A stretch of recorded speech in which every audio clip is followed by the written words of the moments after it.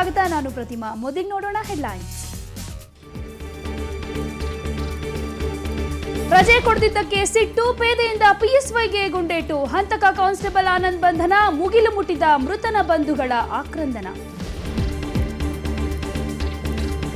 ಚಿತ್ರಕಲಾ ಪರಿಷತ್ತಲ್ಲಿ ಕಲಾಪ್ರೇಮಿಗಳ ಸಮ್ಮಿಲನ, ಮನಸೆಳೆದ ಬಗೆ ಬಗೆಯ ಕಲಾಕೃತಿಗಳ ಪ್ರದರ್ಶನ, ಪೈಂಟಿಂಗ್ಗಳನ್ನು ಕೊಳ್ಳೋಕೆ ಮುಗಿಬಿದ್ದ ಜನ. ಮಷಿನ್ ರೂಪದ ಬಾಂಬ್ ಡಿಫ್ಯೂಸರ್ಸ್ ಫೈಟರ್ಸ್ ಪ್ರದರ್ಶನದಲ್ಲಿ ಕಮಾಲ್ ಮಾಡಿದ ಪುಟಾಣಿ ರೋಬೋಸ್, ಇವರು ಸ್ಟೂಡೆಂಟ್ಸ್ ಅಲ್ಲ, ಮರಿ ಸೈಂಟಿಸ್ಟ್ಸ್. ಕಾರ್ಪೊರೇಟರ್ ಕನ್ನಡ ಪ್ರೇಮ, ಸಾಹಿತ್ಯದ ಅರಿವು ಮೂಡಿಸಲು ವಿಭಿನ್ನ ಯತ್ನ, ಬಸವನಗುಡಿ ರಸ್ತೆಗೂ ಹಬ್ಬಿದ ಕಗ್ಗದ ಕಂಪು. ಕೆಂಪು ತೋಟದಲ್ಲಿ ಹೂಗಳ ಕಲರವ, ಫ್ಲವರ್ ಶೋಗೆ ಹರಿದು ಬಂದ ಜನಸಾಗರ, 10 ದಿನದಲ್ಲಿ 1 ಕೋಟಿ ರೂಪಾಯಿ ದಾಟಿದ ಕಲೆಕ್ಷನ್.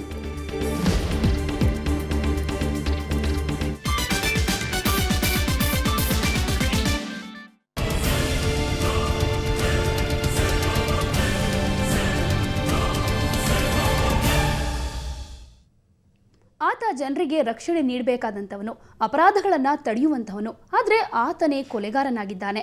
ಪೊಲೀಸ್ ಪೇದೆಯೊಬ್ಬ ಸಬ್ ಇನ್ಸ್ಪೆಕ್ಟರ್ ಅನ್ನ ಗುಂಡುಕ್ಕಿ ಕೊಂದಿದ್ದಾನೆ. ರಾಜಾನುಕುಂಟೆಯಲ್ಲಿ ನಡೆದ ದಾರುಣ ಘಟನೆಯ ಡೀಟೇಲ್ಸ್ ಇಲ್ಲಿದೆ ನೋಡಿ.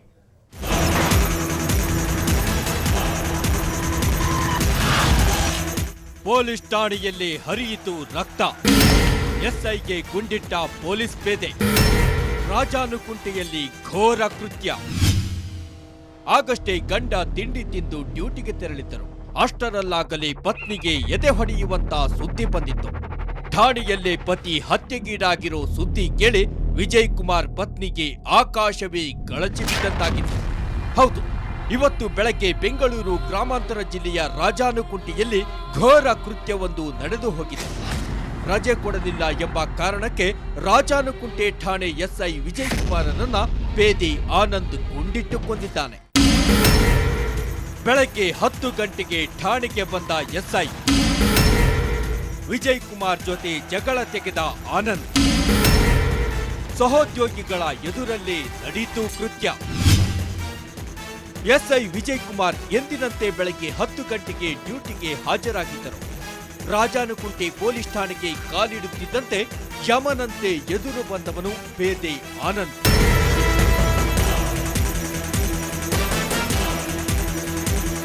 ಆತನಿಗೆ ರಜೆ ಬೇಕಿತ್ತು. ಇದೇ ಕಾರಣಕ್ಕೆ ಎಸ್ಐ ಜೊತೆ ಜಗಳ ತೆಗೆದಿದ್ದಾನೆ. ಆದ್ರೆ ಇದಕ್ಕೆ ಎಸ್ಐ ವಿಜಯ್ ಕುಮಾರ್ ನಿರಾಕರಿಸಿದ್ದಾರೆ. ಇದರಿಂದ ಕೋಪಗೊಂಡ ಆನಂದ್ ಏಕಾಏಕಿ 3 ಸುತ್ತು ಗುಂಡು ಹಾರಿಸಿದ್ದಾರೆ. ಕಣ್ಣೆದುರೇ ನಡೆದ ಕೃತ್ಯ ಕಂಡು ಸಹೋದ್ಯೋಗಿಗಳು ಬೆವೆತು ಹೋಗಿದ್ದರು. ರಕ್ತದ ಮಡುವಿನಲ್ಲಿ ಬಿದ್ದಿದ್ದ ವಿಜಯ್ ಕುಮಾರ್ನನ್ನ ತಕ್ಷಣ ಸಹೋದ್ಯೋಗಿಗಳು ಆಸ್ಪತ್ರೆಗೆ ಕರೆತಂದ್ರು. ಆದ್ರೆ ಅಷ್ಟರಲ್ಲಾಗಲೇ ಅವರು ಕೊನೆಯುಸಿರೆಳೆದಿದ್ದರು. ಈ ಸುದ್ದಿ ತಿಳಿಯುತ್ತಿದ್ದಂತೆ ಸಂಬಂಧಿಕರ ಆಕ್ರಂದನ ಮುಗಿಲು ಮುಟ್ಟಿತ್ತು.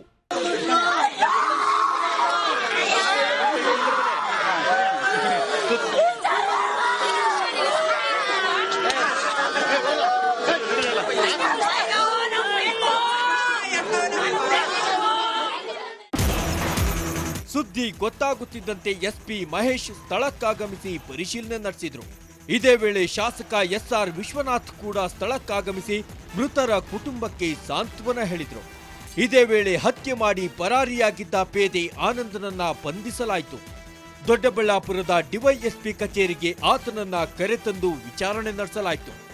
ಮಧ್ಯಾಹ್ನದ ವೇಳೆಗೆ ಮೃತದೇಹವನ್ನ ಬೆಂಗಳೂರಿನ ವಿಕ್ಟೋರಿಯಾ ಆಸ್ಪತ್ರೆಗೆ ತರಲಾಯಿತು.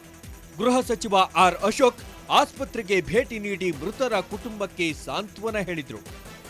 ಈ ವೇಳೆ ಮಾತನಾಡಿದ ಅವರು, ಕೊಲ್ಲಬೇಕೆಂಬ ಉದ್ದೇಶದಿಂದಲೇ ಗುಂಡು ಹಾರಿಸಲಾಗಿದೆ ಎಂದು ಹೇಳಿದರು. ಪ್ರಕರಣ ಬಗ್ಗೆ ತನಿಖೆ ನಡೆಸಲು ಬಿಪಿನ್ ಗೋಪಾಲ್ ಕೃಷ್ಣ ನೇತೃತ್ವದ ಉನ್ನತ ಮಟ್ಟ ಅಧಿಕಾರಿಗಳ ಸಮಿತಿ ರಚಿಸಲಾಗಿದೆ ಎಂದು ಹೇಳಿದರು.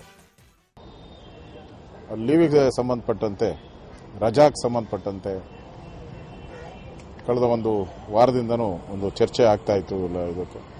ಇವತ್ತು ಅವ್ರನ್ನ ಸೆಂಟ್ರಿ ಡ್ಯೂಟಿ ಹಾಕಿದ್ರು. ಆ ಸಂದರ್ಭದಲ್ಲಿ ಇವನು ಯಾರಿವತ್ತು ಕೊಲೆ ಮಾಡಿದ್ದಾನೆ ಅವನು ಬೆಳಗ್ಗೆ ಅವರ ಹೆಂಡತಿ, ಮಕ್ಕಳು, ಅವರ ತಂದೆ ಎಲ್ಲ ಕರ್ಸ್ಕೊಂಡಿದ್ದಾನೆ. ಇಲ್ಲಿ ಸ್ಟೇಷನ್ ಹತ್ರ ಎಲ್ಲ ಕರ್ಸ್ಕೊಂಡಿದ್ದಾನೆ. ಸೊ ಅದಾದಮೇಲೆ ಸಬ್ ಇನ್ಸ್ಪೆಕ್ಟ್ರು ಒಬ್ಬರೇ ರೂಮಲ್ಲಿ ಕೂತಿದ್ದಾಗ ಹೋಗಿ ಡೈರೆಕ್ಟಾಗಿ ಗುಂಡನ್ನು ಹಾರಿಸಿ, ನನಗನ್ಸುತ್ತೆ ಇದು ಕೊಲ್ಲಬೇಕು ಅಂತ ಉದ್ದೇಶ ಇಟ್ಕೊಂಡೇ ಮಾಡಿರ್ತಕ್ಕಂಥದ್ದು. ಬೆದರಿಕೆ ಮಾಡೋಂಗಿದ್ರೆ ಬೇರೆ ಕಡೆ ಗುಂಡಾರಿಸ್ಬೇಕಾಯಿತು. ಆ ಥರದೊಂದು ಘಟನೆ ನಡೆದಿದೆ. ಅದಕ್ಕೆ ನಾನು ಇದು ತನಿಖೆಗೆ ಹೈ ಲೆವೆಲ್ ಒಂದು ಸಮಿತಿ ಮಾಡಕ್ಕೆ ಹೇಳಿದ್ದೀನಿ. ಬಿಪಿನ್ ಗೋಪಾಲ್ ಕೃಷ್ಣ ಅವರು, ನಮ್ಮ ಸ್ಟೇಟಿನ ಲಾ ಆ್ಯಂಡ್ ಆರ್ಡರ್ ಚೀಫ್ ಅವರು, ಬಿಪಿನ್ ಹಿಂದೆ CODಯಲ್ಲೆಲ್ಲ ಕೆಲಸ ಮಾಡಿದ್ದಾರೆ. ಸೊ ಅವ್ರಿಗೆ 10 ದಿನದ ಒಳಗಾಗಿ ವರದಿಯನ್ನು ಕೊಡುವಂಥದ್ದಕ್ಕೆ ಸೂಚನೆಯನ್ನು ಕೊಟ್ಟಿದ್ದೀನಿ. ಅದು ನಾವು ಪೂರ್ಣ ಮಾಹಿತಿ ತಿಳ್ಕೊಳ್ಳೋ ತನ ಅಲ್ಲಿ ಏನೇನು ನಡೆದಿದೆ, ಎಷ್ಟು ದಿವಸದಲ್ಲಿ ಹೇಗೆ ಆಯಿತು, ಬ್ಯಾಕ್ಗ್ರೌಂಡ್ ಏನು, ಹಿನ್ನೆಲೆ ಏನು, ಅದು ನಾವೆಲ್ಲ ಸ್ವಲ್ಪ ಎಲ್ಲ ಇನ್ನು ಎನ್ಕ್ವೈರಿ ಮಾಡಬೇಕು. ಪೋಸ್ಟ್ ಮಾರ್ಟಂ ಬಳಿಕ ಮೃತದೇಹವನ್ನ ಸಂಬಂಧಿಕರಿಗೆ ಹಸ್ತಾಂತರಿಸಲಾಯಿತು.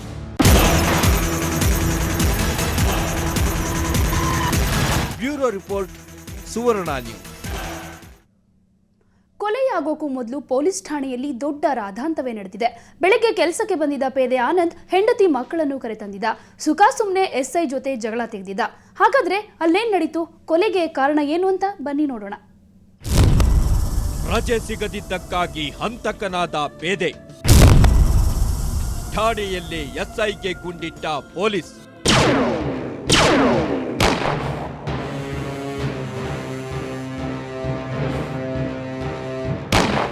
ಪೇದೆ ಆನಂದ್ ಇವತ್ತು ಬೆಳಗಿನ ಪಾಳಿಗೆ ಬಂದಿದ್ದ. ಜೊತೆಗೆ ಹೆಂಡತಿ ಮಕ್ಕಳನ್ನು ಕರೆತಂದಿದ್ದ. ರಜೆ ಪಡೆಯೋದಕ್ಕಾಗಿ ನಾನಾ ಸರ್ಕಸ್ ಮಾಡಿದ್ದ. ಆದ್ರೆ SI ವಿಜಯ್ ಕುಮಾರ್ ಮನವೊಲಿಸೋಕೆ ಬಂದವನು ಒಮ್ಮಿಂದೊಮ್ಮೆಲೆ ಭುಗಿಲೆದ್ದಿದ್ದ. ಅಂದಹಾಗೆ ಆನಂದ್ ಜನವರಿ 25ರಂದು ನೈಟ್ ಶಿಫ್ಟ್ ಮಾಡಿದ್ದ. ನಂತರ ಜನವರಿ 26ರಂದು ಗಣರಾಜ್ಯೋತ್ಸವದ ಹಿನ್ನೆಲೆಯಲ್ಲಿ ಬೆಳಗಿನ ಪಾಳಿಯನ್ನು ಕಂಟಿನ್ಯೂ ಮಾಡಿದ್ದ. ನಂತರ ನಿನ್ನೆ ರಾತ್ರಿ ಮನೆಗೆ ತೆರಳಿದ ಆನಂದ್ ಇವತ್ತು ಬೆಳಗ್ಗೆ ಫಸ್ಟ್ ಶಿಫ್ಟ್ಗೆ ಬಂದಿದ್ದ. ಜೊತೆಗೆ ಹೆಂಡತಿ ಮಕ್ಕಳನ್ನು ಕರೆತಂದಿದ್ದ. ಬೆಳಗ್ಗೆ 9 ಗಂಟೆಗೆ ಸರಿಯಾಗಿ SI ವಿಜಯ್ ಕುಮಾರ್ ಠಾಣೆಗೆ ಆಗಮಿಸಿದ್ರು. ಆಗ ಆನಂದ್ ತನ್ನ ಭಾವನ ಮನೆಯ ಗೃಹ ಪ್ರವೇಶಕ್ಕೆ ಹೋಗಲು 8 ದಿನ ರಜೆ ಬೇಕೆಂದು ಕೇಳಿದ. ಆದ್ರೆ SI ವಿಜಯ್ ಕುಮಾರ್ ರಜೆ ನೀಡಲು ನಿರಾಕರಿಸಿದ್ದಾರೆ. ಈ ತಿಂಗಳಲ್ಲೇ 3 ರಜೆ ತೆಗೆದುಕೊಂಡಿದ್ದು ಎಲ್ಲ ವೀಕಾಪ್ ಪಡೆದಿದ್ದ ಆನಂದ್ಗೆ ರಜೆ ಕೊಡೋದಿಲ್ಲ ಅಂತ ಗಡ್ಡಿ ಮುರಿದಂತೆ ಹೇಳಿಬಿಟ್ಟಿದ್ದಾರೆ. ಇದರಿಂದಾಗಿ ಇಬ್ಬರ ಮಧ್ಯೆ ಮಾತಿನ ಚಕಮಕಿ ನಡೆದಿದೆ. ಹೆಂಡತಿ ಮುಂದೆಯೇ ಬೈದಿದ್ದಕ್ಕೆ ಆನಂದ್ ಕೋಪಗೊಂಡಿದ್ದಾನೆ. ತಕ್ಷಣ ಹೆಂಡತಿ ಮಕ್ಕಳನ್ನ ಠಾಣೆಯಿಂದ ಹೊರಕಳುಹಿಸಿದ್ದಾನೆ. ನಂತರ .303 ರೈಫಲ್ ಎತ್ತಿಕೊಂಡ ಆನಂದ್ SIಗೆ ಕೊಲ್ಲುವುದಾಗಿ ಬೆದರಿಸಿದ್ದಾನೆ. ಆಗ ಸಹೋದ್ಯೋಗಿಗಳು ಆನಂದನ ಬಳಿ ಇದ್ದ ರೈಫಲ್ ಕಿತ್ತುಕೊಂಡಿದ್ದಾರೆ. SI ವಿಜಯ್ ಕುಮಾರ್ ಹಾಗೂ ಆನಂದನನ್ನ ಸಮಾಧಾನಪಡಿಸಲು ಯತ್ನಿಸಿದ್ದಾರೆ.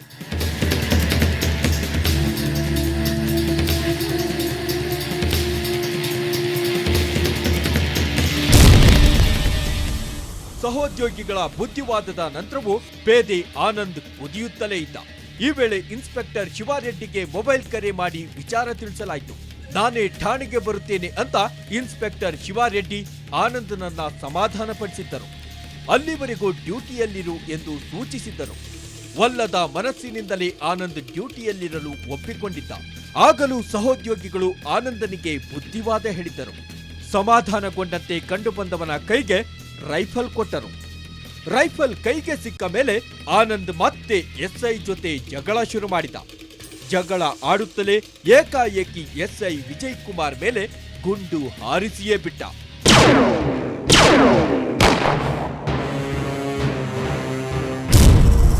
ಪೇದೆ ಆನಂದ್ SI ವಿಜಯ್ ಕುಮಾರ್ ಮೇಲೆ ತನ್ನ ಸಹೋದ್ಯೋಗಿಗಳ ಎದುರಲ್ಲೇ 3 ಸುತ್ತು ಗುಂಡು ಹಾರಿಸಿದ.